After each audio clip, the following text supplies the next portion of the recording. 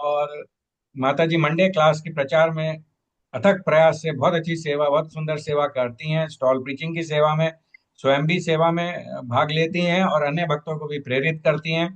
माता जी के अंडर एक आश्रय क्लास का संचालन हो रहा है, जिसमें नए नए लोग आके मंदिर में जुड़ करके भक्ति करने का जो है प्रयास कर रहे हैं, माता जी के गाइडेंस में, उनके मार्गदर्शन में। तो आइए हम माता जी का हृदय से स्वागत करें। हरे कृष्णा कृष्णा कृष्णा हरे हरे, हरे हरे राम राम राम हरे हरे हरे। राम राम राम हरे हरे। तो आपके बीच में एक बहुत उत्साह भरे भक्त हैं माता जी, और बहुत जो है उस उत्साह को जो है सेवा में भी उनका सेवा में भी उत्साह बहुत, आई मीन, अतुलनीय है, अतुलनीय उत्साह है। और वो दूसरों को भी प्रेरित करते हैं भगवान की सेवा करने के लिए, मोटिवेट करते हैं, इंस्पायर करते हैं।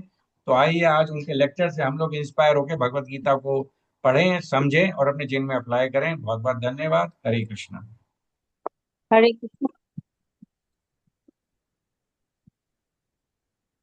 हरे कृष्ण। सभी भक्तों को दंडवत प्रणाम। प्रभु जी ने जो भी बोला वो गुण मेरे अंदर, मतलब कि सब प्रभुपाद के, मतलब कि छोटी सी बूंद के बराबर है। हालांकि करते प्रभुपाद है और प्रभु जी खुद इतने, मतलब कि सेवा करते हैं, इसलिए उनको सबके अंदर अच्छे गुण दिखते हैं। तो मैं छोटा सा प्रयास करूंगी आज का जो श्लोक है आप लोगों के सामने रखने का और उसके बारे में थोड़ा सा बताने का। आप लोग अपना माइक म्यूट कर लेंगे तो ठीक रहेगा, और लोगों को डिस्टर्ब नहीं होगी, है ना।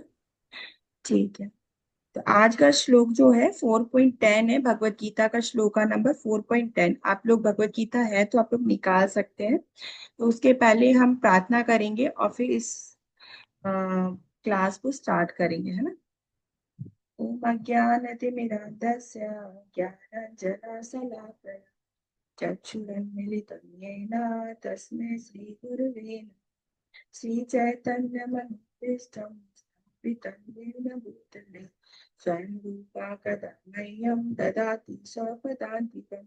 वन्देऽहं श्रीगुरु श्रीयुतापदकमलं श्रीगुरुं वैष्णवं श्रीरूपं साग्रजातं सहगं रघुनाथं वितं तं सजीवम् सावधूतं सावधूतं परिजनसहितं कृष्ण चैतन्य देवं श्री कृष्ण पादां सहगं ललिता श्री हे कृष्ण करुणा सिंधु दीनबंधु जगतपते गोपेश गोपिका कांत राधा कांत नमस्ते। तप्त कांचन गौरांगी राधे वृंदावनेश्वरी विश्वानुसुते देवी परमामी हरि प्रिय वाञ्छाकल्पतरुभ्यश्च कृपा सिन्धुवेव च पतितानां पावनेभ्यो वैष्णवयो जय श्री कृष्ण चैतन्य प्रभु नित्यानंद श्री अद्वैत गदाधर शिवासादि गौर भक्तवृंद। हरे कृष्णा कृष्णा कृष्णा हरे हरे, हरे राम राम राम हरे राम। हरे कृष्णा। तो आज का श्लोक है हमारा 4.10। इसको थोड़ा हम रिसाइट करेंगे, आप लोग भी पीछे पीछे दोहरा सकते हैं। वीतराग भया क्रोधा वीतरागभय क्रोधा राग क्षुधा मत्मया मन्मया मम मामुपाश्रिता उपासिता मन्मया मामुपासिता बहुवो ज्ञान तपसा बहवो बहु ज्ञान तपसा पूता मदभाव भागता पूता मत भाव भागता वीतराग भया क्रोधा वीतराग वीतरागा भया क्रोधा मन्मया मामुपाश्रिता मन्मया मम उपासिता बहुवो ज्ञान तपसा बहवो ज्ञान तपसा तपस्या तो मदभाव मागता। पूता मत भाव आगता। तो इसका ट्रांसलेशन पढ़ेंगे हम लोग प्रभुपाद के द्वारा। प्रभुपाद की जय। आसक्ति, भय तथा क्रोध से मुक्त होकर मुझ में पूर्णतः तन्मयता होकर और मेरी शरण में आकर बहुत सारे व्यक्ति भूतकाल में मेरे ज्ञान से पवित्र हो चुके हैं। इस प्रकार से उन सबों ने मेरे प्रति दिव्य प्रेम को प्राप्त किया है। तो इसका जो परपट है थोड़ा लंबा है, तो परपट मैं रीड नहीं करूंगी क्योंकि हमारे पास टाइम इतना नहीं है। तो जो भी मैं बोलूंगी तो प्रभुपाद के परपट से ही बोलूंगी, कुछ अलग नहीं बोलने की कोशिश करूंगी। जो प्रभुपाद ने हमें दिया है वही बोलूंगी।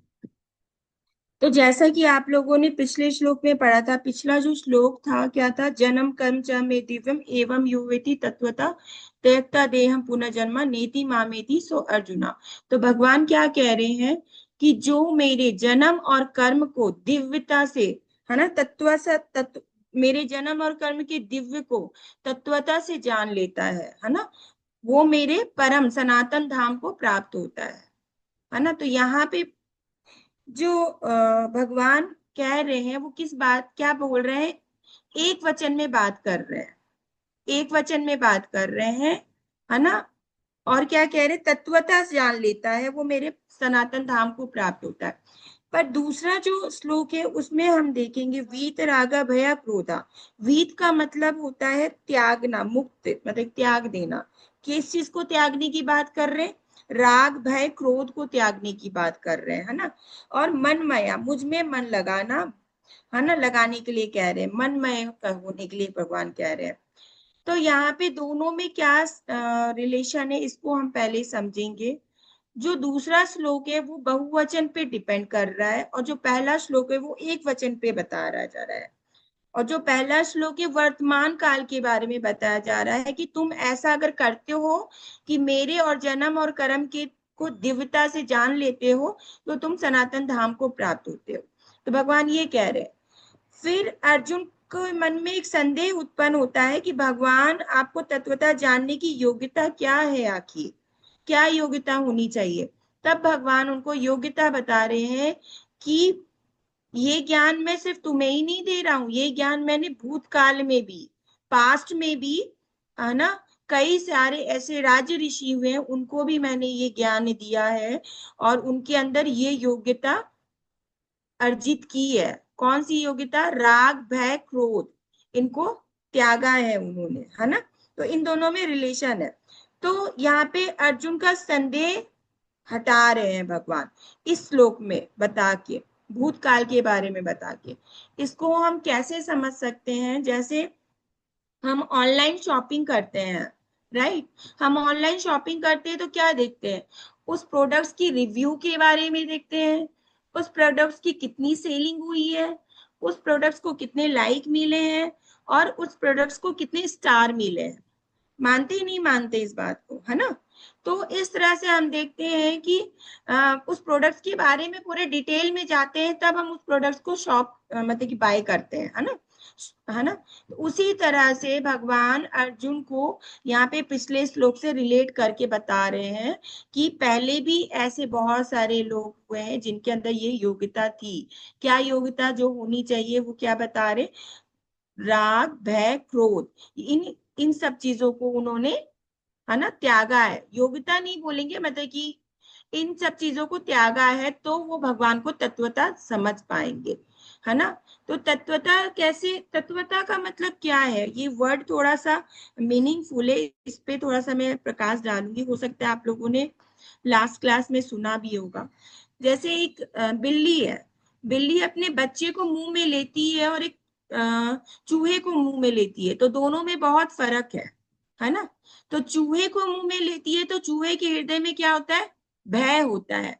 और बच्चे को मुंह में लेती है तो उसमें स्नेह का भाव होता है। उसी तरह जो भगवान के भक्त होते हैं, जिसने भगवान को तत्वता जान लिया है, मृत्यु उसकी भी होती है, और भौतिक संसार में जो लोग हैं मृत्यु उसकी भी होती है, भक्त की भी मृत्यु होती है। तो बाहरी दृष्टि से हमें देखने को लगता है कि हम सारे लोग मर रहे हैं, पर भक्त निर्भय होता है। क्यों, क्योंकि वो भगवान को तत्वता जान लेता है ना। तत्वता मतलब भगवान इस प्रकृति के तीनों गुणों से परे हैं, भगवान के ऊपर सतोगुण रजोगुण तमोगुण का प्रभाव नहीं पड़ता है। भगवान परम है, हाँ, स्वामी है, इस सृष्टि के रचयिता है। इस तरह से तत्वता जान लेता है भगवान, है ना। भगवान का जन्म होता है अपने भक्तों को प्रोटेक्ट देने के लिए। असुरों को नाश तो भगवान ऊपर बैठे बैठे भी कर सकते हैं, उनको प्रकट होने की जरूरत नहीं है, है ना। तो इस तरह से भगवान को तत्वतः जान पाता है। तो इसकी योग्यता, है ना, क्या थी और किन लोगों ने इसको प्राप्त किया है, इस तरह से भगवान बता रहे। तो इन दोनों श्लोक में ये रिलेशन है। तो आई होप सो आप लोग समझ पा रहे होंगे कि क्यों मैंने पिछले श्लोक को थोड़ा सा रिव्यू किया, ताकि हम इसको और समझ पाए। तो भगवान को अगर आपको भी तत्वतः जानना है, तो इस श्लोक में जो वीत, राग, भय, क्रोध की बात आ रही है, उससे हमें मुक्त होना पड़ेगा। तो मुक्त होने के लिए कुछ है बातें बताइए प्रभुपाद ने, कैसे हम इसको समझेंगे कि राग का क्या मतलब है, क्रोध का मतलब क्या, और भय का क्या मतलब है, इसको हम जानेंगे, है ना। तो यहाँ पे भगवान बता रहे हैं, यहाँ पे हम 3-4 चीजों पे प्रकाश डालेंगे। एक तो भगवत प्राप्ति की योग्यता, क्या योग्यता, और राग, भय एवं क्रोध से कैसे मुक्त हुआ जाए, और भगवान पर पूर्ण आश्रित, हाँ, कैसे हुआ जाए, है ना। तो हम देखेंगे कि हम सभी लोग क्या है, प्रकृति के 3 गुण जो है, आप लोगों ने पढ़ा होगा, सतोगुण, रजोगुण, तमोगुण। इनसे इनके प्रभाव में हम सभी हैं, और इनके प्रभाव में आकर ही हम अपना जीवन यापन कर रहे हैं। पर जो ये पहला स्टेप है, राग, राग किसका प्रतीक है, रजोगुण का प्रतीक है। भगवत गीता में भगवान कहते हैं ये राग किससे आ रहा है, रजोगुण से उत्पन्न हो रहा है ना। तो इसमें हम समझेंगे, एक जैसे एक सिक्का होता है ना। तो सिक्के के 2 पहलू होते हैं, एक हेड होता है, एक टेल होता है। एक सेकंड, एक सेकंड।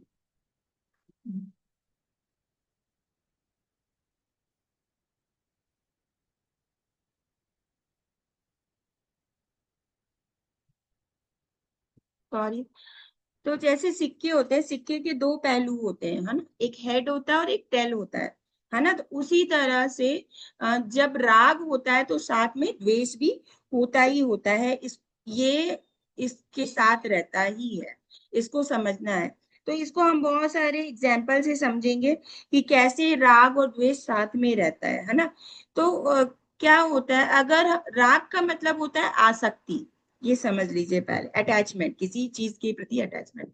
अगर किसी चीज के प्रति हमारी अटैचमेंट है ना, और उस अटैचमेंट में कोई अवरोध उत्पन्न करता है, तो वही व्यक्ति, हाँ, द्वेष का कारण भी बन जाता है। मानते नहीं मानते इस बात को, आप लोग हैंड रेज करके आंसर दे सकते हैं, ठीक है। तो अगर हमारी आसक्ति के ऊपर कोई अवरोध करता है, कोई हस्तक्षेप करता है, और उस चीज से हमें प्राप्त करने में कोई मुसीबत आती है, और जो हस्तक्षेप करता है, तो वही हमारे द्वेष का कारण बन जाता है। तो इसके लिए बहुत सारे एग्जाम्पल है। जैसे हम देखते हैं कि बहुत सारे नास्तिक लोग भगवान के पास आते हैं, है ना, आते हैं और भगवान से अलग अलग तरह से प्रे करते हैं। आप लोगों ने पिछले श्लोक में भी पढ़ा होगा कि बहुत सारे तरह के लोग होते हैं, बहुत स्टैंडर्ड के लोग होते हैं जो भगवान के पास आते हैं। तो जो फर्स्ट कैटेगरी का जो व्यक्ति होता है, वो कौन होता है, बिजनेसमैन होता है। वो भगवान से बिजनेस करने के लिए आता है कि भगवान आप मुझे ये दोगे तो मैं आपको बदले में ये चढ़ाऊंगा, है ना। तो वो जो फर्स्ट कैटेगरी का व्यक्ति है, जब वो भगवान के पास जाता है और भगवान से कुछ मांगता है, उसको मिल जाता है, उसकी इच्छाएं पूरी हो जाती है, तो ठीक है।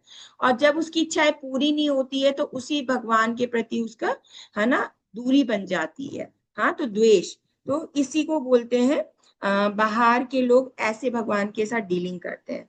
तो ये द्वेष का एक पार्ट है, और भी बहुत पार्ट है, हम आपको बहुत सारी स्टोरी से समझाएंगे। तो एक बार क्या होता है, एक खलराज नाम का एक व्यक्ति होता है। हाँ, तो उस खलराज नाम का जो व्यक्ति होता है, वो एक बार एक गांव में जाता है। वो गांव में जाता है और देखता है कि यहाँ के लोगों में बहुत प्रेम है, किसी में स्पर्धा नहीं है, सब आपस में प्रेम से रहते हैं, किसी में मनमुटाव नहीं है, सबके हृदय में प्रेम है। तो जब वो ये सब चीजें देखता है, और उस गांव के निकट ही एक जंगल रहता है, और जंगल में एक बड़ा शेर रहता है। हाँ, और वो शेर भी इतना अच्छा होता है कि वो कभी भी उस गांव में आके उन पे हमला नहीं करता है ना। तो वो जो खलराज नाम का जो व्यक्ति होता है, वो, उसके हृदय में इतना द्वेष होता है कि वो फिर वो बोलता है कि मैं जंगल जा रहा हूँ। तो वो गांव के लोग बोलते हैं कि तुम जंगल क्यों जा रहे हो, वहां पे एक खूंखार शेर है, हो सकता है तुम्हें खा ले, उसको अलर्ट करते हैं। तो वो खलराज नाम का जो व्यक्ति होता है वो क्या कहता है कि मैं जंगल जा रहा हूं और वो शेर मुझे खाएगा, तब उसे मनुष्य के खून के टेस्ट का पता चलेगा, और जब उसको टेस्ट का पता चलेगा तब वो तुम्हारे गांव में आके तुम सबको खत्म करेगा। तो हम समझ सकते हैं द्वेष कितने आगे तक बढ़ जाता है। आप समझ रहे हो द्वेष कितने आगे तक बढ़ सकता है एक व्यक्ति के हृदय में। तो अगर किसी के हृदय में राग है तो द्वेष भी निश्चित है। हम ये नहीं कह सकते कि वो व्यक्ति के हृदय में राग है तो वो द्वेषी नहीं है, उसके हृदय में द्वेष भी होगा ही, क्योंकि जो उसके है ना आसक्ति में बाधा डालेगा तो वह द्वेष का कारण बनता ही बनता है। मानते नहीं मानते इस बात को आप लोग? तो ये एक उदाहरण था। दूसरा उदाहरण हम देखते हैं भगवत गीता का ही, दुर्योधन का। दुर्योधन का पूरा जीवन ही राग द्वेष से भरा था, है ना। इसको हम कैसे समझेंगे? एक बार जब पांडवों को खांडेर वन सॉरी खांडेर वन भेज दिया गया था अज्ञातवास के लिए, तो दुर्योधन के मन में छल था कि आखिर वो पांडव क्या कर रहे हैं वहां पे, मैं मुझे देखने के लिए जाना चाहिए। तो वो वहां पे जाते हैं तो वहां पे देखते हैं कि एक तालाब है। वो तालाब जो ऐसा तालाब था जिसमें है ना पृथ्वी के लोगों के लिए एंट्री नहीं थी, पृथ्वीवासी वहां पे उस तालाब में विहार नहीं कर सकते थे। और उस तालाब के पास गरुड़ देव भी थे, है ना, और वहां पे करण भी थे, है ना, अर्जुन के जो भाई करण थे। तो करण उस तालाब पे विहार कर रहा था, और करण को वहां पे वो जो तालाब था वो किसकी गाइडेंस में था? गंधर्वों के गाइडेंस में था। तो गंधर्वों ने करण को अरेस्ट कर लिया। जब गंधर्वों ने करण को अरेस्ट कर लिया तो दुर्योधन ने क्या किया? गरुड़ जी क्या किए? गरुड़ जी बोले कि हम तो सक नहीं सकते, गरुड़ जी 1 2 3 हो गए। पर दुर्योधन ने करण की हेल्प की, है ना, करण के प्रति राग दिखाया। करण के प्रति राग दिखाया क्यों?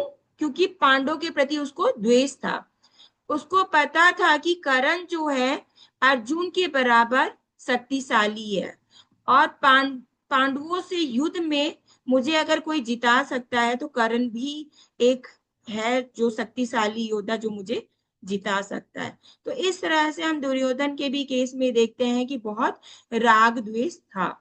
इतना ही नहीं, इवन आप लोगों ने फर्स्ट चैप्टर में भी पढ़ा होगा तो आपने देखा होगा कि दुर्योधन अपने है ना रथ से नीचे उतरकर भीष्म पितामह को ग्लोरीफाई करते हैं और बोलते हैं कि ये सभी सेनाएं मेरी तरफ है, और सभी सेनाओं को अलर्ट करते हैं कि क्या अलर्ट करते हैं कि तुम लोग मतलब ये भीष्म पितामह है और ये हमारे लिए पूजनीय है, और इस युद्ध को के सबसे पावरफुल योद्धा है। तो चाहे कुछ भी हो जाए भीष्म पितामह को कुछ नहीं होना चाहिए। वो क्या बोलता है? चाहे कुछ भी हो जाए भीष्म पितामह को कुछ नहीं होना चाहिए। तो वो ये लाइन क्यों बोलता है? क्योंकि पांडवों के प्रति द्वेष के कारण। आप समझ रहे हो? तो इस तरह से हम देखते हैं राग और द्वेष साइमल्टेनियसली चलते रहते हैं। जिसके हृदय में राग है तो द्वेष भी पनपता ही है। तो इस तरह से हमने 2 3 एग्जाम्पल आपको बताए, है ना। तो हम तो भौतिक संसार में लोग बोलते हैं शुरुआत में आई लव यू, फिर कुछ टाइम बाद वो किस में बदल जाता है? आई हेट यू में बदल जाता है ना। तो इस तरह से हम बहुत सारी चीजें देखते हैं, जैसे इंडिया पाकिस्तान के बारे में भी हम देखते हैं, है ना। इंडिया पाकिस्तान पाकिस्तान के बहुत सारे नेबर कंट्री है, तो इंडिया पाकिस्तान में आज भी उतना ही फाइट चलता है। तो एक बार क्या होता है कि जैसे जनरली हम देखते हैं बहुत सारे लोगों को मैच देखने का बड़ा शौक होता है ना। तो कुछ भक्त जाते हैं मैच देखने के लिए, और वहां पे मैच हो रहा होता है, है ना, दूसरे दूसरे कंट्री के बीच में मैच हो रहा होता है। और वहां पे एक व्यक्ति होता है वो चिल्ला चिल्ला के बोलता है पाकिस्तान मुर्दाबाद, पाकिस्तान मुर्दाबाद, ऐसे करके, मतलब वो पाकिस्तान को इग्नोर करता है। तो कहने का मतलब है, और जब पता चलता है कि मैच कौन खेल रहा है, पाकिस्तान की टीम तो मैच खेल ही नहीं रही है, अफगानिस्तान दूसरी टीम की लोग मैच खेल रहे हैं, पर वो उसके हृदय में कौन है भरा हुआ है, पाकिस्तान भरा हुआ है, इसलिए पाकिस्तान को वो डिनाई करता है। तो इस तरह से हम देखते हैं राग और द्वेष हमारे हृदय में भरा हुआ है। और भी चीजें हैं, है ना। जब निकटता आती है तो उसमें मतलब कि कहने का मतलब ये है कि अगर किसी से हमें राग होता है, आसक्ति होती है, तो उस आसक्ति में ना शुद्धता होनी चाहिए, प्योरिटी होनी चाहिए, पवित्रता होनी चाहिए, है ना। अगर उसमें शुद्धता प्योरिटी नहीं होगी तो वो राग है ना बाहरी स्तर पे ही रह जाएगा, आंतरिक स्तर पे नहीं रहेगा। इसीलिए राग करना है तो भगवान के प्रति करना चाहिए, भगवत गीता को पढ़ने में करना चाहिए। और भी बहुत सारे एग्जाम्पल है, हम देख सकते हैं, जैसे हस्बैंड वाइफ के बीच में राग, है ना। जब किसी का विवाह होता है तो शुरू में तो बहुत अच्छा लगता है, आई लव यू, है ना, और जैसे ही कुछ टाइम बीत जाता है तो आई हेट यू, है ना, डाइवोर्स हो जाता है। तो इस तरह से हम हस्बैंड वाइफ के बीच के रिलेशन में भी देखते हैं कि पहले लव यू होता है, फिर बाद में हेट यू में बदल जाता है। फिर दूसरा हम देखते हैं इलेक्शन, है ना। अगर किसी कोई इलेक्शन का पार्टी है, अगर किसी को इलेक्शन जीतना है तो पहले तो बहुत सुंदर अपना हाथ दिखाते हैं जब तक उसको इलेक्शन में जीतना होता है, और जैसे ही वो इलेक्शन में आउट हो जाता है तो उसका शैतानी वाला शकल नजर आता है, शैतान में वो बदल जाता है। तो इस तरह से हम देखते हैं कि जब तक हम उसको वोट देंगे, अच्छा करेंगे, तो उसके लिए हम अच्छे हैं, और जैसे ही हम वो हार गया, हाँ, उसकी आसक्ति के अनुरूप कार्य नहीं हुआ, तो उसका, है ना, डेमनिक फेस बन जाता है, मतलब शैतानी रूप धारण कर लेता है। तो इस तरह से हम देखते हैं कि इस संसार में राग द्वेष बना हुआ है। तो राग को हमें राग करना भी है तो उसके पीछे हमें शुद्धता प्योरिटी लानी चाहिए, और वो शुद्धता प्योरिटी तब आएगी जब हम भगवान में आसक्त होंगे। मन मया, यहाँ पे एक वर्ड भी आ रहा है, वीत रागा भया क्रोधा, एक से, हाँ, मन मया, तो मुझ में, है ना, तो भगवान में आसक्ति, और वो भगवान में जब आसक्ति होगी तब हमारे अंदर प्योरिटी और वो शुद्धता आएगी। तो अब बात आती है कि चैप्टर 3 में बताते हैं कि ये राग द्वेष कहाँ पे व्यवस्थित होता है, कहाँ पे व्यवस्थित होता है। तो हम देखते हैं हमारी 5 ज्ञान इंद्रियां हैं, है ना। मानते नहीं मानते इस बात को, हमारे जो सेंस ऑर्गन है, आंख, नाक, कान, मुंह, त्वचा, है ना, 5 ज्ञान इंद्रियां हैं, है ना। तो इन्हीं आंखों से हम बहुत सुंदर देखते हैं और किसी के प्रति राग दिखाते हैं, और इन्हीं आंखों से अगर हमें किसी के प्रति राग नहीं है, द्वेष है, तो उनको हम एक गंदा सा रूप दिखाते हैं अपने, और इसी जीवा के प्रति हम बहुत मीठा भी बोल जाते हैं, और इसी जीवा के प्रति हम बहुत कड़वा भी बोल जाते हैं। तो ये एक राग और द्वेष का साइन है ना, होता है, सबके साथ होता है।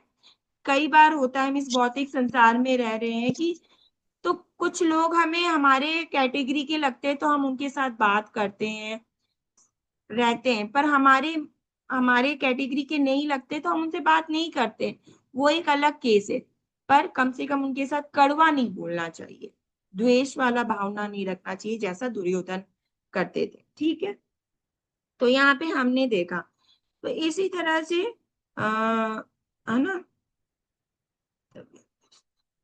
तो कहने का मतलब है इसी तरह से और भी हम देखते हैं, भागवतम में भी आता है कि 10वें कैंटो में गोपियां भी कहती हैं, है ना, कि ये भौतिक संसार कैसा है, नश्वर है। क्यों नश्वर बता रही है, तो वहां यहाँ पे गोपियां भी बहुत सारा एग्जाम्पल दे रही है। जैसे पहला एग्जाम्पल वो वैश्या का दे रही है। जैसे वैश्या है, वैश्या को वैश्या जब तभी तक किसी पुरुष के साथ रहती है जब तक उसको उसकी रकम ना मिल जाए। जैसे ही उसको उसकी रकम मिल जाती है तो वो वैश्या क्या करती है ना, उस पुरुष को त्याग देती है। तो इंजॉयमेंट, एक तरफ इंजॉय करना और फिर डिटैच हो जाना, मतलब उस चीज को छोड़ देना। तो ये एक है। दूसरा क्या बता रही, प्रजा और राजा का बता रही है वैश्या।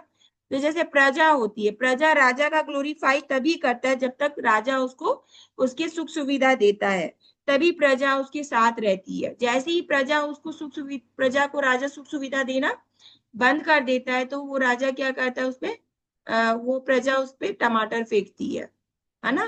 देखा होगा आपने। जब तक हमारे साथ अच्छा होता है ठीक है, नहीं तो वो राजा को फिर कहीं नहीं छोड़ती है।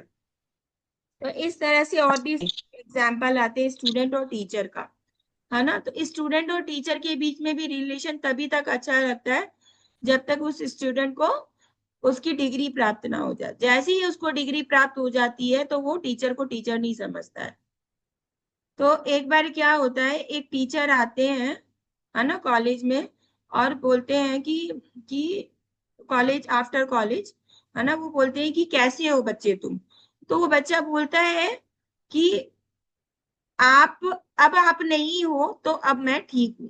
मतलब कि आप थे तब तक मैं ठीक नहीं था। मतलब कि टीचर से कोई रिलेशन नहीं है स्टूडेंट का, तभी तक रिलेशन है जब तक उसको डिग्री ना मिल जाए। आप समझ रहे हो। तो हर व्यक्ति यहाँ पे अपने मतलब से, राग है तभी वो उससे, है ना, वो कर रहा है। इस तरह से हम पुजारी का भी एग्जाम्पल देते हैं। अगर कोई जजमान किसी पुजारी को अपने घर में बुलाता है, वो बहुत अच्छे से श्लोका रिसाइट करेगा, हवन करेगा, और जैसे ही उसको इन्वेलप मिल जाता है, तू तेरा मैं मेरा, वो फिर फटाफट शास्त्रों का के श्लोकों का उच्चारण करता है और अपने घर को जाता है। इस तरह से हम चिड़ियों का भी एग्जाम्पल देते हैं, है ना। जिस पेड़ में फल लगे रहते हैं तो वो चिड़िया उस पेड़ में ही बैठती है। जिस पेड़ में फल नहीं लगे रहते तो वो चिड़िया उस पेड़ को छोड़ के उसी वक्त चली जाती है ना। फिर हम किसका एग्जाम्पल देखते हैं, गेस्ट का। जो गेस्ट होते हैं तो उनका जब तक मतलब कि साथ सत्कार होता है, हाव भाव, क्या बोलते हैं, आओ भगत होता है और साथ सत्कार होता है, तब तक अच्छा है। जब तक उसको अच्छा भोजन मिल रहा है तब तक ठीक है। हाँ, जैसे ही उसका सत्कार कम होने लग जाता है तो उसको समझ में आ जाता है अब यहाँ पे दाल नहीं गलने वाली है हमारी। तो इस तरह से हम देखते हैं हर तरफ से, है ना, राग और द्वेष देखने को मिलता है। एनिमल्स का भी हम देखते हैं। जिस जंगल में आग लग जाती है तो उस जंगल को जानवर भी छोड़ के चले जाते हैं। पुरुष और स्त्री के सौंदर्य में भी हम देखते हैं, जब तक स्त्रियां सुंदर रहती है तब तक पुरुष उसके साथ होते हैं। जैसे ही स्त्री की सौंदर्यता खत्म होने लगती है तो पुरुष भी उससे डिटैच हो जाते हैं। तो ये देखने को मिल रहा है इस कलयुग में, और है ना। तो इस तरह से हम देख पा रहे कि राग और द्वेष इस संसार में है और चलता आ रहा है ना। तो हम देखेंगे कि जो भक्त होते हैं वो कैसे राग और द्वेष से मुक्त होते हैं। तो बहुत सारे भक्त हुए हैं जो राग और द्वेष से मुक्त हुए हैं, और उनके कुछ एग्जाम्पल भी हम समझेंगे, है ना। तो इसमें पहले ये समझने की बात है कि जो भक्ति कर रहा है, तो कोई जरूरी नहीं है कि वो भक्ति कर रहा है तो इसका मतलब वो राग और द्वेष से मुक्त है। वो शुद्ध सत्व में है तो राग और द्वेष से मुक्त है। कई बार हम गाना गाते हैं ना, ओम जय जगदीश हरे, है ना, सुख संपत्ति घर आवे, कष्ट मिटे तन का, है ना। तो पूजा तो भगवान की कर रहे हैं, पर किस लिए कर रहे हैं, अपनी आसक्ति के कारण, सुख संपत्ति धन अर्जित हो जाए, है ना, इसीलिए, है ना। जय सिया राम, ऐसा पति मिले, पति दे भगवान, जो सुबह उठकर चाय बनाए। इस तरह से बहुत सारे भजन भौतिक संसार में देखने को आपको मिलेंगे, है ना। तो कहने का मतलब है कि भक्ति कर रहा है जो व्यक्ति, ऐसा भी नहीं है कि वो राग द्वेष और क्रोध से मुक्त हो गया है। तो इसको हमें बहुत भली भांति समझना है। तो इसको समझने के लिए एक कुछ बताऊंगी। जैसे इंद्र तृप्ति में जो चीज हमें सहायक होती है परंतु कृष्ण सेवा में बाधक होती है, वही चीज, है ना, तो वो भक्ति नहीं है, वो भक्ति नहीं है। जैसे कि अभी मैंने आपको एग्जाम्पल बताया, ओम जय जगदीश हरे। तो इंद्र तृप्ति के लिए सहायता ले रही है वो किसका, शुद्ध सत्व का सहायता ले रही है। भगवत गीता का अध्ययन कर रही है, भगवान की आरती कर रही है, शुद्ध सत्व का हेल्प ले रही है, पर वो, है ना, कृष्ण भावनामृत में बाधक का काम कर रही है। पर दूसरी तरफ हम देखते हैं कि इंद्र तृप्ति में बाधक का कार्य करती है परंतु कृष्ण सेवा में सहायक होती है ना। इसको कैसे समझेंगे, जैसे हम मॉर्निंग सुबह अर्ली मॉर्निंग उठते हैं, अपनी नींद की तपस्या करते हैं, है ना, अपने खान पान जो हमारी इच्छाएं हैं, बहुत अच्छा खाना, है ना, इन सब चीजों को त्यागते हैं, तो हम अपनी इंद्र तृप्ति को खत्म करते हैं। किस लिए? कृष्ण भावनामृत में सहायक होने के लिए, बढ़ाने के लिए। तो इस तरह से हम देखते हैं कि ये दो चीजें होती है ना। तो कहने का मतलब भगवान कह रहे हैं कि रजोगुणी की पूर्ति के लिए हम सतोगुण का भी नहीं, शुद्ध सतोगुण का हम उपयोग करते हैं, जैसे कि हम उस भजन से हम आपको बताया, मैंने आपको बताया, है ना। तो ये तो थी पहली योग्यता, क्या? राग, जो मैंने आपको बताया। अब दूसरा क्या है? भय। तो आई होप सो आप लोगों को समझ में आया होगा। तो इस भौतिक संसार के जितने भी सकाम कर्मी लोग हैं, उनको चाक्रवाक व्यक्ति भी कहते हैं, जो पूरी तरह से अपने इंद्र तृप्ति में लगे रहते हैं। उनका केवल एक ही उद्देश्य होता है, सेंस ग्रेटिफिकेशन, सेंस डिजायर, और वो उसी में लिप्त रहते हैं। और उनके जब तक उनकी इच्छा पूरी होती है तो वो किसी से को पूछते हैं, और जैसी इच्छा पूरी नहीं होती है तो वो द्वेष का कारण बन जाता है ना। तो ये राग के बारे में हमने समझा। अब दूसरा क्या है? भय। तो भय को हम समझेंगे कि भय क्या है। भय, जो हमारा जो सूक्ष्म शरीर है ना, सूक्ष्म शरीर क्या है, कोई बताएगा अनम्यूट करके? माता जी मन बुद्धि अहंकार। हाँ वो हमारा जीवात्मा। माता जी मन बुद्धि और अहंकार। हाँ, थैंक यू प्रभु जी। तो एक स्थूल शरीर होता है, एक सूक्ष्म शरीर होता है, इसको जानना बहुत जरूरी है, पहले भी पढ़ा होगा आप लोगों ने। स्थूल शरीर जो शटल बॉडी होती है, जो 5 एलिमेंट से बनी हुई होती है, अर्थ, फायर, ईथर, है ना, इन सब चीजों से, पृथ्वी, जल, अग्नि, वायु, आकाश। और जो सूक्ष्म शरीर मन बुद्धि अहंकार, ये होता है ना। जो सूक्ष्म शरीर होता है उसका हम सदुपयोग करते हैं तो हमें समृद्धि प्राप्त होती है, और उसी का अगर हम दुरुपयोग करते हैं तो हमें दुर्गति प्राप्त होती है। आपको पता ही होगा, अगर मन को हम अच्छे कार्य में लगाते हैं तो हमारे साथ अच्छा होता है, और बुरे कार्य में लगाते हैं तो ऑब्वियस है वो हमें बुरा नतीजा देती है ना। तो इस तरह से हम देखते हैं। तो भय क्यों रहता है इंसान, है ना, इसको समझेंगे। तो जैसे हम देखते हैं, कोई भोगी व्यक्ति है ना, भोगी व्यक्ति है, वो हमेशा भयभीत रहता है। क्यों भयभीत रहता है? उसको डर रहता है कि कहीं मेरे पास जो धन संपत्ति है वो कहीं चुरा ना ले जाए कोई। तो हर समय इस चीज से भयभीत रहता है जो भोगी व्यक्ति होता है ना। इस तरह से हम और भी एग्जाम्पल देखते हैं भोगी व्यक्ति का। तो कहने का मतलब है, जो हिरण्यकशिपु है, हिरण्यकशिपु कौन था? भोगी था। तो जो भोगी होता है वो किसका सहारा लेता है? योग का सहारा लेता है ना। तो हम देखते हैं आजकल के डेट में लोग, बहुत सारे लोग योग में ज्यादा जा रहे हैं, योगा कर रहे हैं। तो क्यों योगा कर रहे हैं? ताकि वो भोग कर सके, समझ रहे हैं आप, है ना। तो योगा कर रहे हैं ताकि वो भोग कर सकते, ताकि उनको अच्छा शरीर प्राप्त हो, और स्लिम ट्रिम, और फिर वो ताकि भोग करे, और भोग करते वक्त उनको किसी तरह की बाधा न आए, इसलिए वो योग का हेल्प लेते हैं। तो इस तरह से हम देखते हैं, हिरण्यकशिपु का भी एग्जाम्पल लेते हैं हम। हिरण्यकशिपु ने बहुत तपस्या की, है ना। किस लिए तपस्या की? भोग करने के लिए तो की, है ना। इतने सालों भर उसने तपस्या की, मतलब आप सोच भी नहीं सकते, ऐसी तपस्या हम भी नहीं कर सकते। उसके पूरे शरीर में दीमक लग गया था, और फिर ब्रह्मा जी आए और उनको बेनिडिक्शन दिया उन्होंने, जो उनके अनुरूप था, है ना। तो ऐसी तपस्या हम कर नहीं सकते। तो हिरण्यकशिपु ने भी तपस्या की, और ऐसी तपस्या की कि पूरा, मतलब कि पूरा ब्रह्मांड उससे कांपता था। वर्षा को अगर वो आदेश देता था कि रुक जाओ, तो वर्षा रुक जाती थी, है ना। पृथ्वी को बोलता था आम उगाने के लिए, तो सर्दियों के मौसम में आम उग जाते थे, है ना। तो जो वायुदेव है, तो वायुदेव कांप जाते थे, रुक जाते थे, है ना। सूर्य देवता अपना ताप रोक देते थे। तो ऐसी तपस्या की उसने, किस लिए? भोग करने के लिए तो की ना। तो योग किया भोग करने के लिए। तो और तो ये जो भोग करते हैं हम जब, तो हमें, मतलब कि जब ज्यादा हम भोग करते हैं तो हमें भय रहता है। बहुत ज्यादा समृद्धि प्राप्त हो जाती है, बहुत ज्यादा हमें मान सम्मान प्राप्त हो जाता है, तो हमें अपमान का भय रहता है। इस तरह से हम बहुत सारी चीजें जानेंगे, है ना। तो हम देखेंगे जैसे पहला है ना, हम इसको कैसे कनेक्ट करेंगे योग, भोग और रोग को। तो पहला क्या है, जैसे बड़े कुल में जन्म लेना।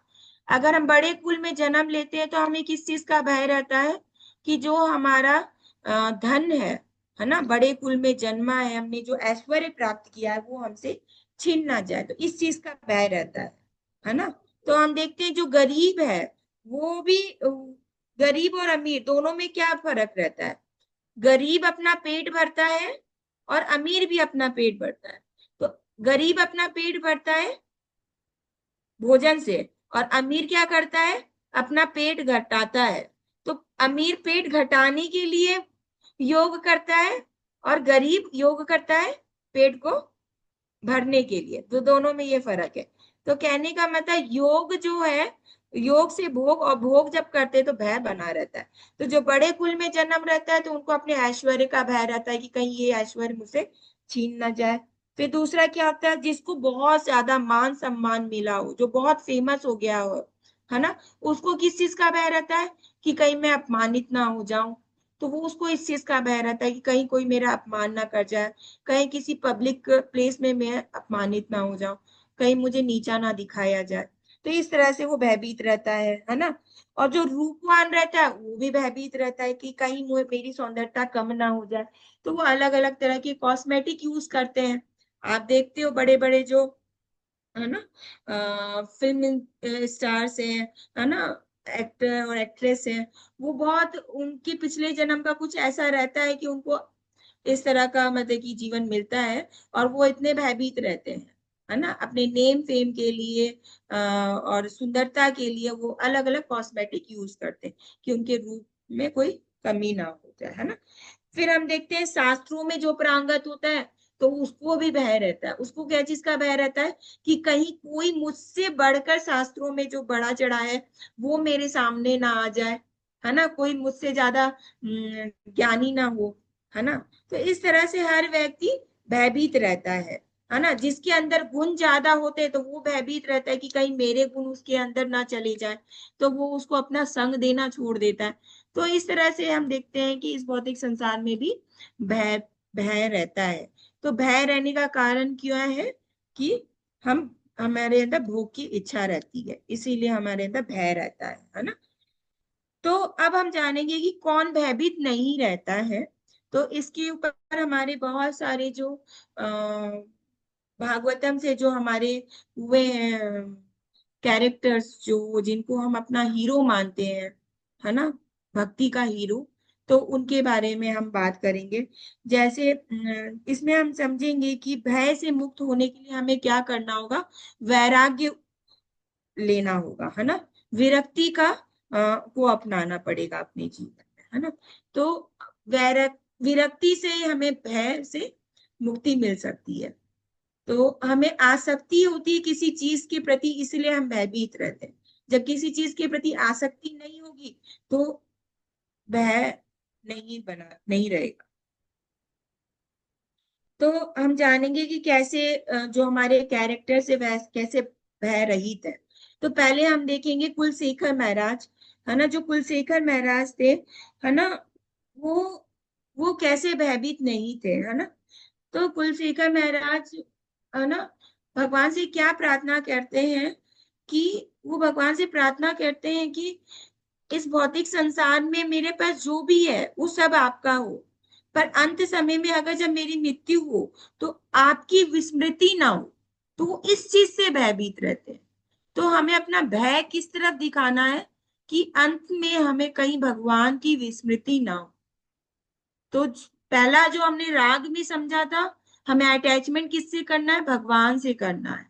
फिर दूसरा भय से हमने क्या समझा कि भय हमें करना है तो इस चीज का करना है कि अंत समय में हमें भगवान के चरणों की विस्मृति ना हो, भगवान के स्वरूप की विस्मृति ना हो, भगवान के लीला गुण इनकी विस्मृति ना हो, है ना।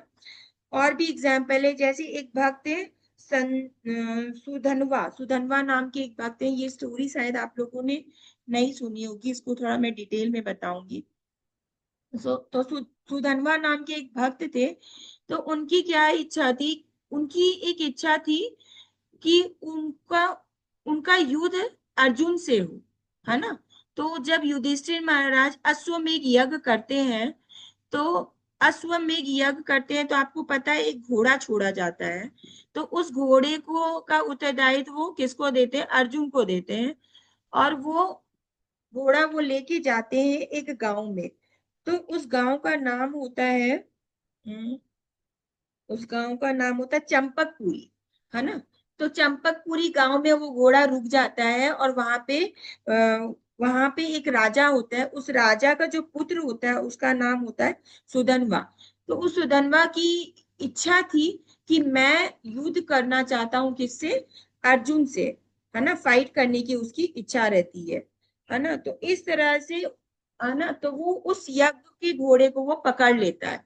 तो एज वी नो, जैसे कि हम जानते हैं कि कोई भी अश्वमेध यज्ञ का घोड़ा जो होता है ना, वो उसको पकड़ता है तो उसको उससे युद्ध करना पड़ता है। और वो घोड़ा जिसके हित में जाता है, तो उस यज्ञ का अधिकारी फिर वो बन जाता है ना। ठीक है, ठीक है, आप समझ रहे होंगे। तो इस तरह से अर्जुन का जो घोड़ा था वो किसने पकड़ लिया, सुधनवा ने पकड़ लिया। और फिर सुधनवा और अर्जुन की फाइट होती है।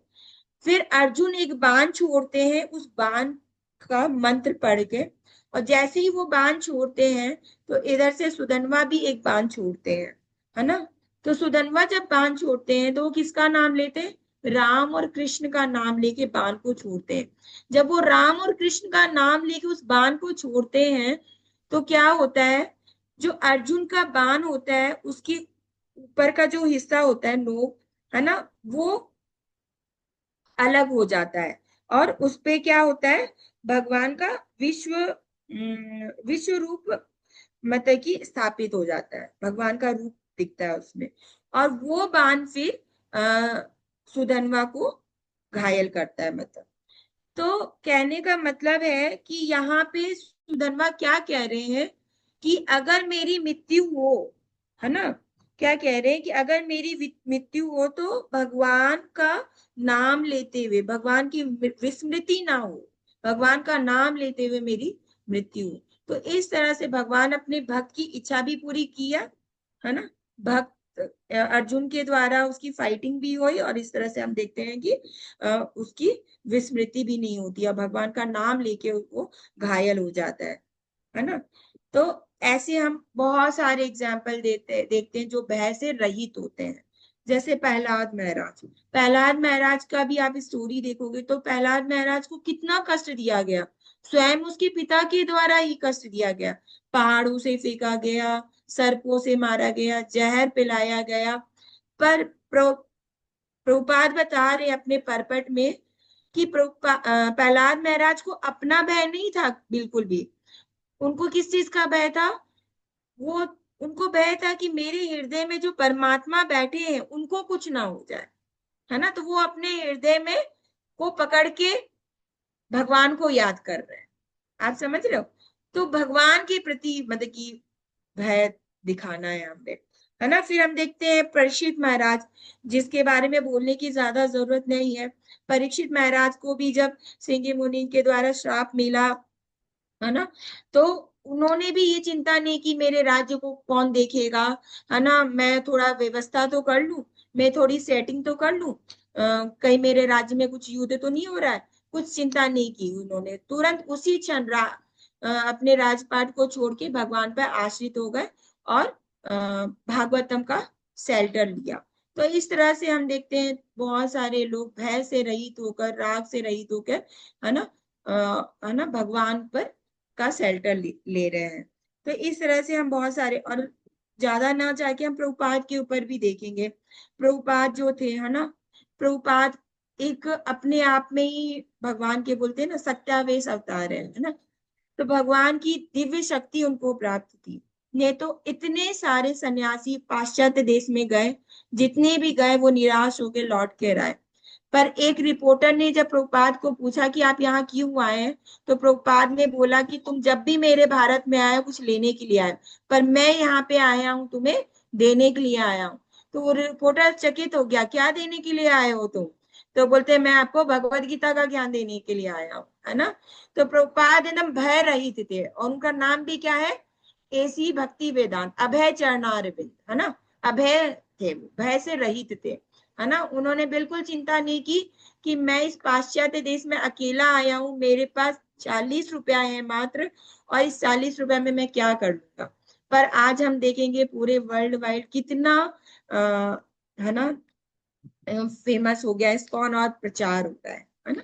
तो इस तरह से हम भय के बारे में एग्जाम्पल देख सकते हैं, जैसे कि मैंने आपको बताया। फिर अब आता है क्रोध, है ना। तो ऑब्वियस है, जहां राग होगा तो क्रोध रहेगा ही रहेगा, है ना। हम देखते हैं दुर्योधन की स्टोरी में भी, जब भीष्म पितामह युद्ध में खड़े थे और भीष्म पितामह जब बाण नहीं मार रहे थे पांडवों के ऊपर, तब दुर्योधन बहुत क्रोधित हो गए कि आप युद्ध क्यों नहीं कर रहे हो, है ना। तो जहां राग होगा तो वहां क्रोध भी होगा, है ना। तो क्रोध हमें करना ही है, तो हनुमान जी के जैसे क्रोध करना है, जैसे हनुमान जी ने किया था। हनुमान जी ने अपने क्रोध को कहाँ दिखाया था, रावण की लंका को जलाकर, है ना। तो भगवान के लिए क्रोध दिखाया था। तो एक और बात आती है, तो जैसे राग और द्वेष, हम राग और भय हम किसके लिए करते हैं, अपने लिए करते हैं, पर क्रोध जो वर्ड है वो दूसरों के लिए करते हैं। तो जो एक प्रचारक होता है वो क्रोध को नियंत्रण करता है ना। क्योंकि अगर उसको पता है कि अगर कोई व्यक्ति उसके पास आया है और उसके ऊपर वो क्रोध करेगा तो वो भक्ति से दूर चला जाएगा, है ना। तो वो देख, जो भक्त होता है, जो इन राग द्वेष और क्रोध से मुक्त होता है, तो उसके हृदय में इतनी करुणा होती है, वो सोचता है कि कितने कितने जन्मों के बाद ये बद्ध जीव मेरी शरण में आया है, और अगर मैं इसके ऊपर क्रोध करूंगा, है ना, तो ये हो सकता है दूर चला जाए भगवान से, भगवान का सानिध्य इसको प्राप्त ना हो। तो ये एक शुद्ध भक्त का लक्षण है। तो हम प्रभुपाद के जीवन में देखते हैं, प्रभुपाद के जीवन में हम देखते हैं ऐसे ऐसे भक्त थे, ऐसे ऐसे हिप्पीज आए, प्रभुपाद ने उनके ऊपर क्रोध नहीं किया, प्रभुपाद ने उसको अपने आचरण से सिखाया। तो जो भक्त होता है वो अपने आचरण से सिखाता है ना। तो अपनी वाणी से ज्यादा हमें अपने आचरण पे ज्यादा फोकस करना चाहिए। तो इसी तरह हम देखते हैं कि राग भय क्रोध से किस तरह से जो हमारे पूर्वती आचार्य हुए हैं, और जो है ना कैरेक्टर्स है भागवतम के, भगवत गीता के, इन्होंने अपने ऊपर कैसे नियंत्रण करा और कैसे इन सब चीजों से मुक्त हुए। तो इसी पर भगवान कह रहे भगवान अर्जुन को संदेश दे रहे हैं कि अगर हमें भगवान को तत्वतः जानना है तो उसके लिए क्या योग्यता होनी चाहिए, राग भय क्रोध से हमें मुक्त होना चाहिए, है ना। तो हमें मतलब कि मैं ये जरूर बोलना चाहूंगी इस सेशन को एंड करने के पहले, कि अगर वाकई में हम प्रभुपाद प्रभुपाद ने प्रभुपाद की जो ये भगवत गीता आज हम पढ़ रहे हैं ना, प्रभुपाद की जो भगवत गीता है, ये जो पांडुलिपि है, ये ना चोरी हो गई थी, और प्रभुपाद ने इस पांडुलिपि को लिखने में पूरा एक एक या 1.5 साल कुछ ऐसा लगाया था। और आप समझ सकते हो, अगर किसी एक पांडुलिपि को, जिस 2000 पेजेस की पांडुलिपि को लिखने में अगर हमें पूरा 1 साल लिखे लगे, तो हम होपलेस हो जाएंगे और हम बोलेंगे छोड़ो, अब नहीं कर सकते। पर प्रभुपाद ने ऐसा नहीं किया, प्रभुपाद ने फिर से भगवत गीता लिखी। तो ये प्रभुपाद की देन है ना। तो हम समझ सकते हैं कि जो भगवत गीता मिली है, हमें इसको साधारण नहीं समझना है ना। तो इसको हमें बहुत गहराई से लेना है, रेगुलर भगवत गीता की क्लास में आना है, रेगुलर भगवत गीता को पढ़ना है, एक श्लोक, इवन जो श्लोक आपको पढ़ाया जाता है उसको घर से पढ़ के आइए, तो आपको बहुत ज्यादा और इंस्पिरेशन मिलेगी कि प्रभुपाद ने कितना स्ट्रगल किया। तो एटलीस्ट हम प्रभुपाद का है ना ऋण चुका सकते हैं, तो सिर्फ और सिर्फ भगवत गीता को पढ़कर और बांट कर। ठीक है, तो यहीं पे मैं अपनी वाणी को विराम दूंगी। हरे कृष्णा। हरे कृष्णा कृष्णा कृष्णा कृष्ण कृष्णा कृष्ण हरे हरे हरे हरे राम राम राम राम हरे राम हरे। राम राम हरे हरे।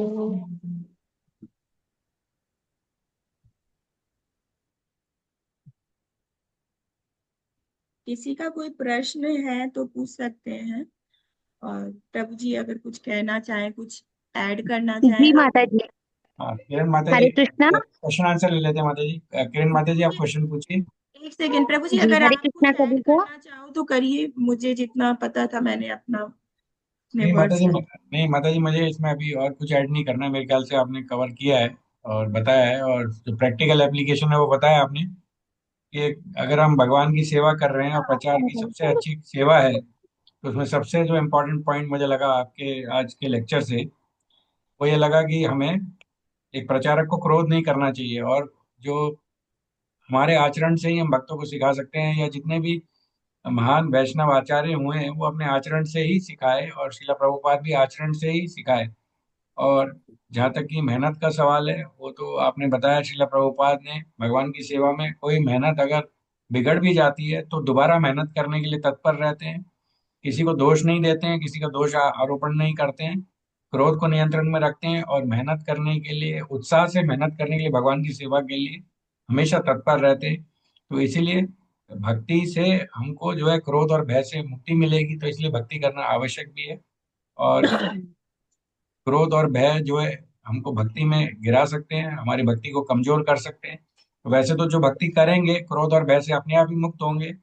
और भक्ति में जैसे धीरे धीरे अगर हम आगे बढ़ रहे हैं, तो अपने प्रयास से हम जो है क्रोध और भय को नियंत्रण करने की भी कोशिश करें, ज्यादा से ज्यादा भगवत गीता को पढ़ें जैसे आपने बताया, और भगवत गीता के प्रवचन या जो भी भगवत गीता की क्लास हो रही है रेगुलरली उसका श्रवण करें, जिससे हम और भी निर्भय हो सकें, और भी जो भी हमके अंदर जो दैवी गुण हैं, दैवी गुण हमें तब विकसित होंगे जब हम ऐसे प्रभुपाद की ग्रंथों को और अच्छे ध्यानपूर्वक श्रवण करके पढ़ेंगे। तो आपने बहुत अच्छे से समझाया, ये प्रैक्टिकल एप्लीकेशन बहुत इंपॉर्टेंट है भगवान की सेवा के वक्त।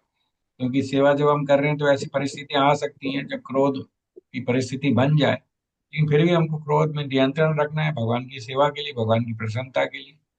ये बहुत अच्छा आपने बताया। तो अभी फिलहाल क्वेश्चन आंसर ले लेते हैं। किरण माता जी, आप अपना क्वेश्चन पूछ लीजिए माता जी से। हरे कृष्णा। हरे कृष्णा सभी को। माता जी पूरा लेक्चर बहुत अच्छे से समझ आया, लेकिन मेरा एक प्रश्न है। जैसे कि आपने उदाहरण दिए चिड़िया का, मेहमानों का, और भी बहुत सारे, जहां हम आसक्ति की बात कर रहे थे।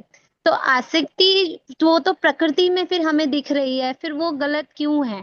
और अगर वो गलत नहीं है तो हमें मतलब एक बहुत माइनर सा अंतर है जो हमें समझना है, उसको हम कैसे समझेंगे राग द्वेष से मुक्त होने के लिए और प्रभु को समर्पित होने के लिए? माता जी जैसे शास्त्रों में भी कहते हैं, जैसे गेस्ट का एग्जाम्पल से मैं आपको बता रही हूँ।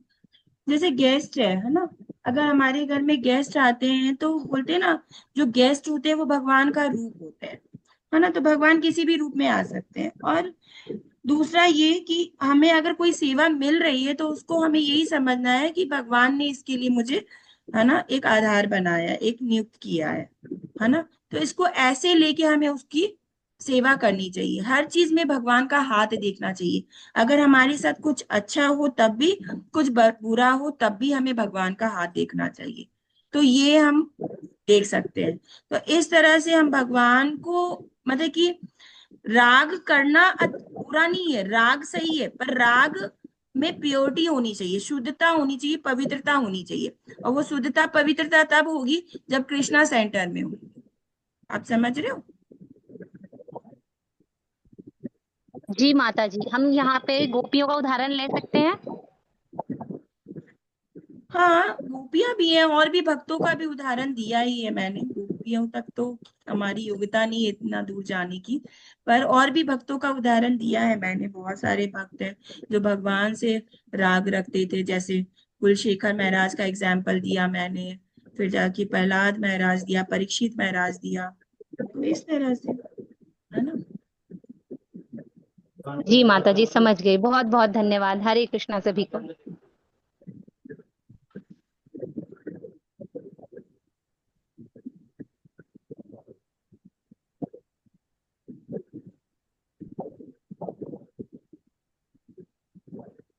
हरे कृष्ण माता जी। हरे कृष्ण माता जी, दंडवत प्रणाम। माता जी आपने जैसे बोला कि हमें जो ये शुद्धि जो मिलती है, हमें जो ये हम जो ये भय करते हैं, तो हम जो ये शास्त्र हम जितना ज्ञान ले रहे हैं, इससे हमारा मतलब क्रोध जो है कम होता जाएगा। माता जी, ये मैं क्या बताऊंगी, आप खुद देखो अपने प्रैक्टिकल लाइफ में, आप पहले क्या थे और अब कैसे हो। आप खुद बताओ, आपको क्या अगर आप चैंट कर रहे हो, आप अगर शास्त्रों को फॉलो करोगे ना, तो आपको परिवर्तन ऑब्वियस से दिखेगा। और प्रभुपाद के एसोसिएशन में आके कोई भी व्यक्ति नहीं कहेगा। आप यहाँ क्लास ले रहे हो, इसका यही एक साइन है कि आपके अंदर परिवर्तन आया है, तभी आप यहाँ बैठे हो, है ना। तो ये सिंपल सा फंडा है कि हम यहाँ बैठे हैं, इसका मतलब हमारे को परिवर्तन हो रहा है, चाहे आया है ना, थोड़ा बहुत, तो वही हम सुन रहे हैं आज, है ना। ठीक है। लेकिन ये परिवर्तन इतनी जल्दी नहीं आ पाता। नहीं माता जी, आ तो नहीं पाता है, पर आ तो रहा है ना। आप ये बताओ, क्या पहले आप क्रोध करते थे? अब मैं अपना एग्जाम्पल से ही लेती हूँ, मेरे को बहुत क्रोध आता था, पर अब पहले से बहुत कम हुआ है। तो ये फर्क पड़ता है धीरे धीरे। जितनी मात्रा में आप भगवान की तरफ स्टेप उठाओगे ना, उतनी मात्रा में भगवान आपको फिर हेल्प करते हैं। डिपेंड आपके ऊपर करता है, आप कितना भगवान को शरणागत हो, है ना। जी माता जी। हरे हरे कृष्णा माता जी। हरे कृष्ण प्रभु जी। माता जी, शून्यवाद की स्थिति से क्या मतलब है? इसमें परपट में एक जगह आया है, शून्यवाद से उत्पन्न हताश से मुक्त हुआ जा सकता है। जो बुद्धिस्ट लोग होते हैं ना प्रभु जी, वो शून्यवाद में बिलीव करते हैं। बुद्धिस्ट लोग होते हैं जो, है ना। नहीं, उसका मतलब क्या हुआ बेसिकली शून्यवाद में, मतलब मतलब? हाँ, वो प्रभु जी वो लोग सोचते हैं कि आ, ये भौतिक संसार सब माया है ना, ये नश्वर है ना। तो वो बोलते हैं जगत मिथ्या, मतलब कि सब कुछ टेम्पररी है, तो इसलिए वो बोलते हैं सब कुछ शून्य हो जाना है, प्रकृति में जाके मिल जाना है। तो वो प्रकृति तक ही सीमित होते हैं, उसके ऊपर नहीं, कि वो ये भौतिक संसार को ही परम सत्य मानते हैं। इसके ऊपर उनका कोई कंक्लूजन नहीं है। ठीक है।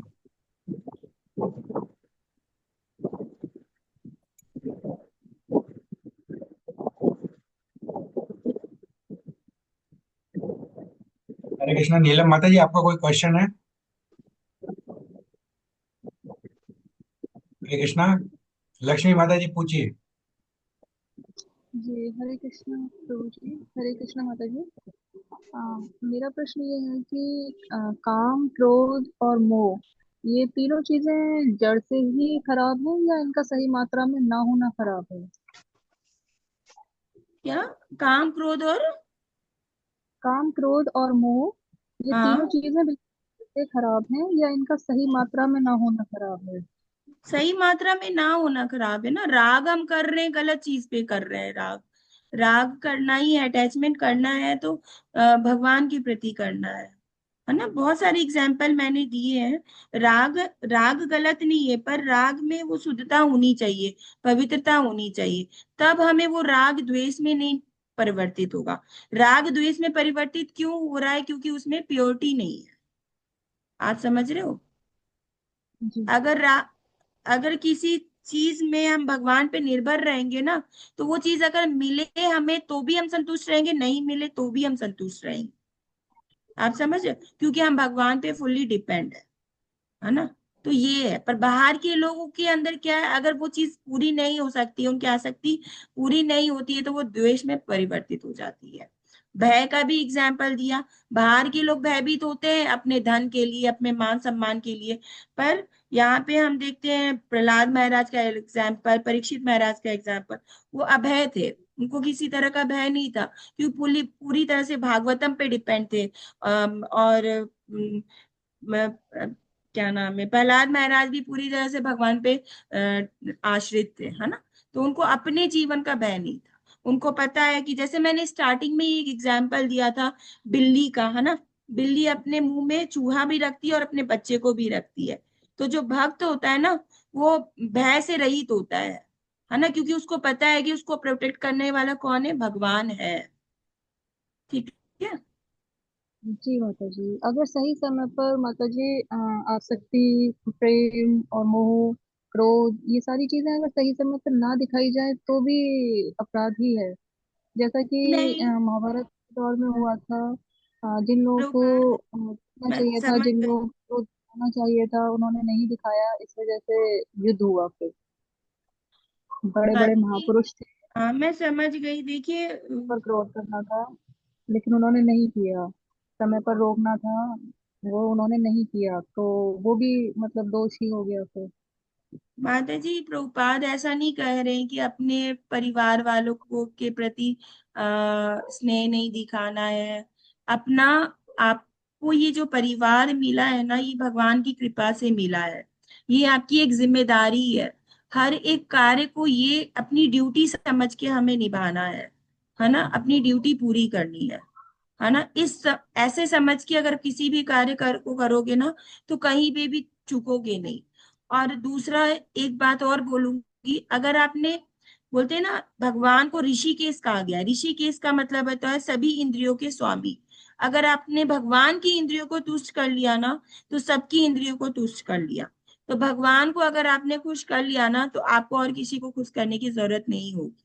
तो भगवान को खुश कर लिया, उतना ही काफी है ना। तो इसलिए भगवान भगवत गीता में कहते नहीं है, सब धर्मों को छोड़कर मेरी शरण में आओ। सर्वधर्मान् परित्यज्य माम एकम शरणं व्रज, है ना, ये श्लोक आता है ना, अहम तम सर्व पापेभ्यो मोक्षयिष्यामि मा शुचः। जी ठीक है। माता जी। जी माता जी, थैंक यू माता जी।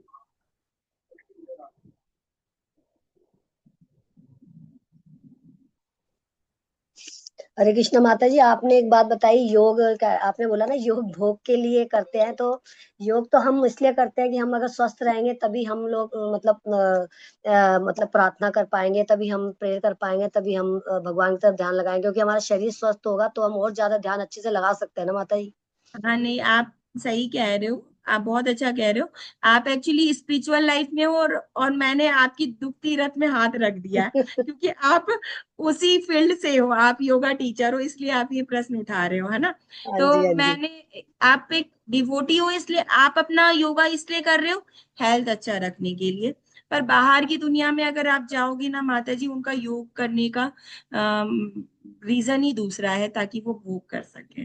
सॉरी टू से, मतलब कि जो नहीं एक, माता जी, मैंने जैसे मैं योग कब कराती हूँ तो उनको मैं काफी चीजें ये बताती भी हूँ, जो हम थोड़ा क्लास में करते हैं तो वो भी मैं उनको बताती हूँ। मैं उनको कहती हूँ कि वो आप आपकी बात मतलब ठीक है, आप जो है पर साधक भी, जनरली, आप साधक है योग के, तो लेकिन आप जो है भक्ति से भी दूर नहीं जा सकते। हम इसलिए हष्ट नहीं हो रहे कि हम ऐश करें। वो तो माता जी आप बता रहे हो ना, बाहर की अगर योगा टीचर, वो कहाँ कुछ बताएंगे, वो तो कुछ बताएंगे ही नहीं। उनका तो एक ही मोटिव रहता है कि मेरे डोले शोले अच्छे रहे, मेरा हेल्थ सही रहे, मैं लॉन्ग टर्म तक जीऊं। यही तो भोग करने की तो इच्छा रहती है ना। मेरे को किसी तरह की बीमारी नहीं रहे, तो बीमारी से भयभीत रहते, इसलिए तो योगा करते हैं। मेन मोटिव योगा करने का क्या है, ताकि मुझे किसी बीमारी से भय भय ना हो, बीमारी ना हो। इसी चीज का भय रहता ना, रोग से भय रहता है उनको, तब तो योगा करते हैं ना। आप समझ मैं भी रहे हो। जब आई थी इस योग में तब मुझे एक भय था, मुझे ना ड्रग से एलर्जी है। तो मैं सोचती थी अगर मैं ड्रग ड्रग लूंगी तो मुझे तो साइड इफेक्ट हो जाएंगे, एलर्जी हो जाएगी। तो मैं सोचती थी इससे अच्छा योग करो, ताकि बिना ड्रग के कम से कम ठीक रहे। हाँ, तो भक्ति में आए हो तो अब आपका उद्देश्य बदल गया है, हाँ, आपने अब अपना बदल गया। उद्देश्य चेंज कर दिया है कि मेरा शरीर सही रहेगा तो मैं भक्ति कर पाऊँ। हाँ, इसको उससे है। उसमें ना स्टेमिना बढ़ता है।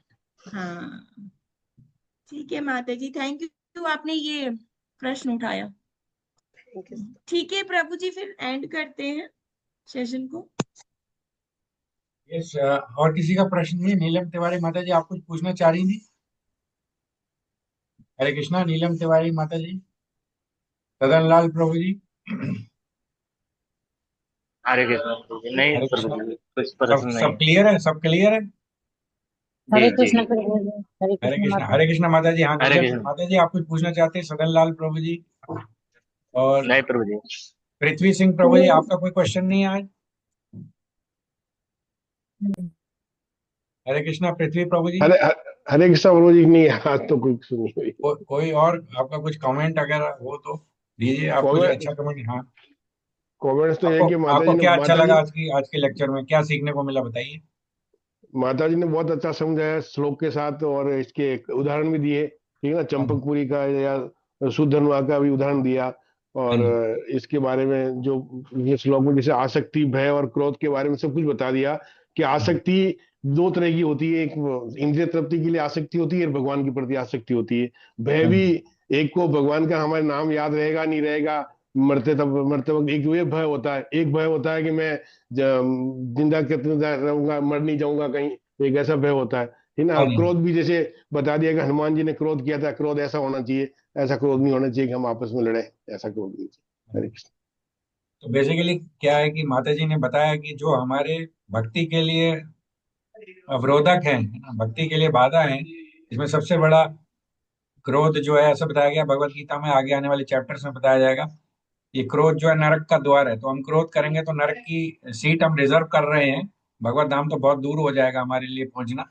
तो हमें क्या है, क्रोध से बहुत सावधान रहना है, और हम सभी को इसके लिए प्रार्थना भी करनी है, प्रयास भी करना है। और माता जी ने जो अपने उदाहरणों से आज अपने लेक्चर में बताया है, उनको हमेशा याद रखेंगे तो शायद हम क्रोध को कम करने में या पूरी तरह नियंत्रित करने में सफल हो पाएंगे। तो हमें माता जी को बहुत धन्यवाद देना चाहिए। पृथ्वी प्रभु जी, आपका बहुत बहुत धन्यवाद, आपने बहुत अच्छे इंपॉर्टेंट्स नोट करे हैं, और आप जो बहुत सिंसियर भी हैं। और काफी सारे भक्त यहाँ पे बहुत सिंसियर और अच्छे भक्त हैं। तो आप सभी से रिक्वेस्ट है कि मैंने अटेंडेंस फॉर्म शेयर किया, उसमें केवल 3 फील्ड्स हैं। उसमें नाम है, आपका मोबाइल नंबर है, और यदि आप किसी आश्रय क्लास से जुड़े हुए हैं तो आपके आश्रय लीडर का नाम है। तो ये आप हमको अगर ये भर के देंगे तो इसमें केवल 3 फील्ड हैं, तो इससे क्या होगा, हम आपका बेहतर जो है आपको अटेंड कर पाएंगे, बेहतर सेवा कर पाएंगे।